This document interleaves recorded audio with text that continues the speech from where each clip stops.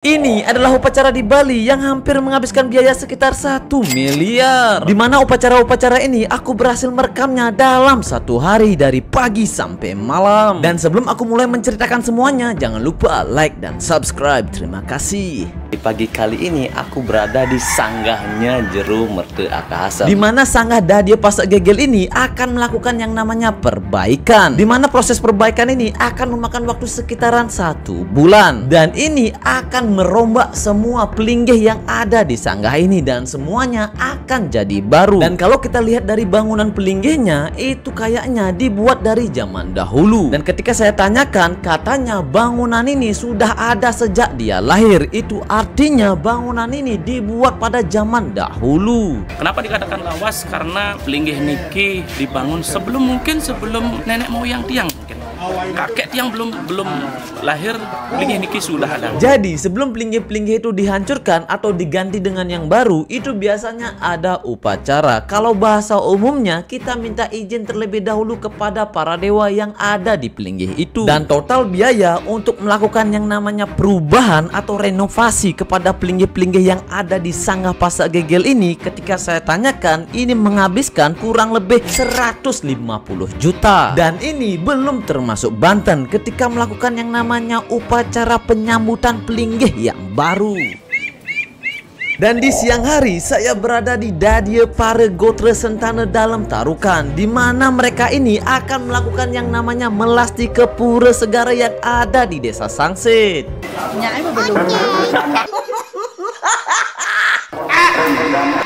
Dan sekarang ada 2 sanggah yang melis guys ya, akan menuju ke pantai Segara Sangsit. Dan ternyata di Banjar Tegal itu ada 2 sanggah yang melakukan yang namanya melasti hari ini. Yang satunya sudah jalan duluan dan kita yang terakhir.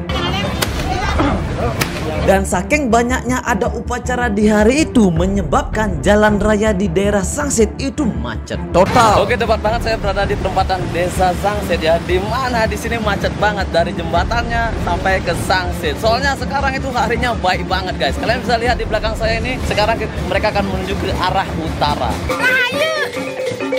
Kayaknya si pelinggih di belakang saya ini berat banget ya, soalnya diganti itu loh ya. Dan di tengah perjalanan saya menemukan yang namanya karyawan dupa yang ada di Banjar Biji. Ternyata ibu-ibu itu meneriaki karyawannya yang ikut melis di hari itu.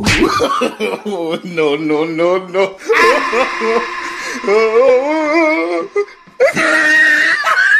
Dan tidak tahu kenapa di tengah perjalanan itu yang angkat pelinggihnya itu diganti lagi. Kayaknya sih berat banget. Nah, karena saya penasaran, akhirnya saya tanyakan kepada orangnya langsung. Lumayan beratnya daripada waktu ada itu kosong.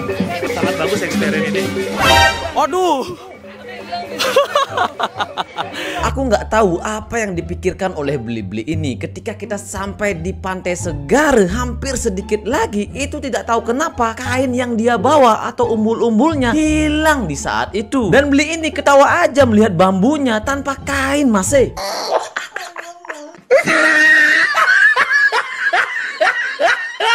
Nah, yang jadi masalahnya adalah nyangkutnya di mana, itu saya kurang tahu. Dan ketika saya sampai di pantai Segara, itu ternyata ada 2 Dadya yang sudah sampai di pantai ini. Yang pertama itu ada Dadya Tegah Kori Banjar Seme, dan yang kedua itu ada Dadya Tangkas Kori Agung. Itu artinya ada 3 sanggah yang melakukan melasti hari ini. Dan setelah saya tanyakan, untuk biaya setiap upacara yang ada di sanggah itu menghabiskan kurang lebih 80 juta. Dan itu tergantung dari tingkat upacaranya. Jadi di Bali itu semakin tinggi tingkatan upacara yang dilakukan, biasanya semakin mahal. Oke, sekarang sanggah yang satunya udah selesai dan dia mau meninggalkan yang namanya pantai Segara. Dan inilah yang terjadi kalau 2 Bleganjur itu kumpul jadi satu. Benar-benar kacau banget. Di belakang saya 2 itu ada 2 Bleganjur bro, tapi nggak tahu kenapa mereka berbarengan berbunyi, nggak tahu kenapa.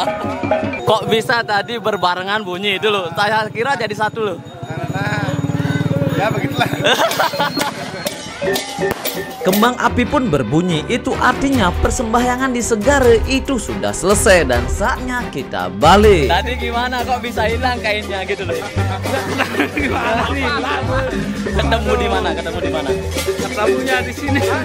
Di mana? Di sini. Oke, kalian bisa lihat di belakang saya itu ada sanggah yang mau menuju ke pasar.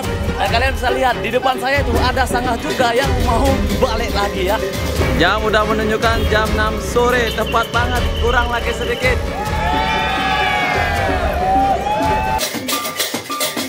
Dan di malam hari saya berada di pura dalam cloud yang ada di desa Sangse, di mana di dalam pura ini juga mengadakan yang namanya upacara besar, dan ini berlangsung sekitaran 3 hari. Dan di sini juga ada yang namanya upacara penempuh, di mana upacara penempuh ini itu memakan biaya yang lumayan besar, dan untuk biaya masing-masing penempuh itu menghabiskan sekitaran kurang lebih 15 juta. Jadi di dalam upacara ini ada 4 penempuh, jadi itu menghabiskan kurang lebih 60 juta. Untuk sarana penempuh yang saya lihat di sini itu ada yang namanya babi mentah, ada yang babi matang, ada tikar, ada bantal dan lain sebagainya. Dan upacara penempuh ini dilakukan jika salah satu keluarga dari pihak Jero Mangku yang ada di pura dalam itu, khusus ceweknya, menikah dengan orang lain, itu harus melakukan yang namanya penempuh. Jika tidak dilakukan, biasanya kehidupannya akan mengalami yang namanya masalah atau musibah.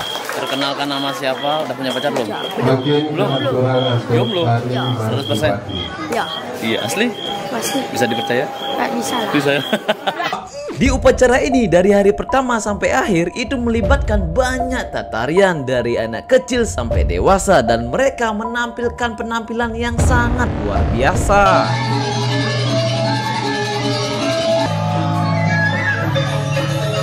Dan upacara ini itu menghabiskan biaya sekitaran kurang lebih 96 juta. Dan kalian bisa nonton video yang satu ini agar aku lebih semangat lagi ngonten di Bali. Terima kasih banyak.